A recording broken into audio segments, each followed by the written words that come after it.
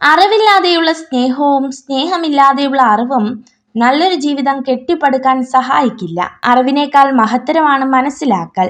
നിങ്ങളെക്കുറിച്ച് അറിഞ്ഞവർ ഏറെയുണ്ടാകും, മനസ്സിലാക്കിയവർ അപൂർവവും. ചിലപ്പോഴൊക്കെ വിഡ്ഢികളെ പോലെ ആകുന്നതാണ് നല്ലത്.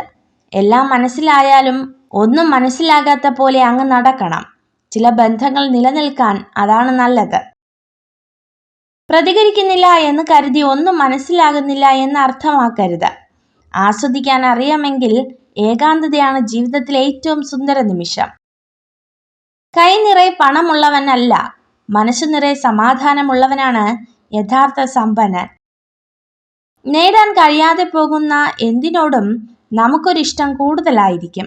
കാരണം നേടാൻ കഴിയാത്തത് പലതും നമ്മുടെ സ്വപ്നങ്ങളാണ്. ഒരു തൂവൽ നഷ്ടപ്പെട്ടു എന്ന് കരുതി ഒരു പക്ഷിയും പറക്കാതിരുന്നിട്ടില്ല.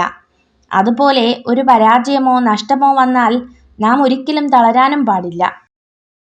അമിതമായി പറഞ്ഞുപോയ ഒരു വാക്കിനെ ഒരു ക്ഷമാപണം കൊണ്ട് ചിലപ്പോൾ തിരുത്താനാകും. പക്ഷെ അത് കേട്ടയാളുടെ മനസ്സിന്റെ മുറിവുണക്കാൻ പ്രാപ്തമാകണമെന്നില്ല. വിശ്വാസം തന്നെയാണ് ബന്ധങ്ങളുടെ ആത്മാവ്.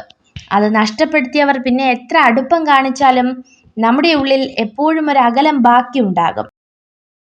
കണ്ണുകൊണ്ട് കാണുന്നതിനു പകരം മനസ്സുകൊണ്ട് കണ്ടാൽ ഭംഗിയില്ലാത്തതായി ഒന്നും തന്നെയില്ല ഈ ഭൂമിയിൽ.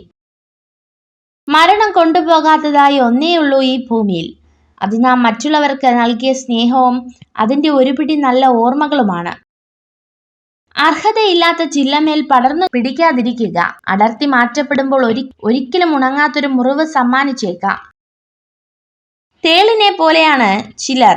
തട്ടിയാലും തലോടിയാലും കുത്തി നോവിക്കും. അവരുടെ നന്മയ്ക്കായി നീട്ടിയ കരങ്ങളിൽ പോലും കുത്തി നോവിക്കുക എന്നത് അവരുടെ ജന്മപ്രകൃതം തന്നെയാണ്. ഒരു താക്കോൽ മതി അടയ്ക്കാനും തുറക്കാനും, ഒരു നാവ് മതി വളർത്താനും തളർത്താനും.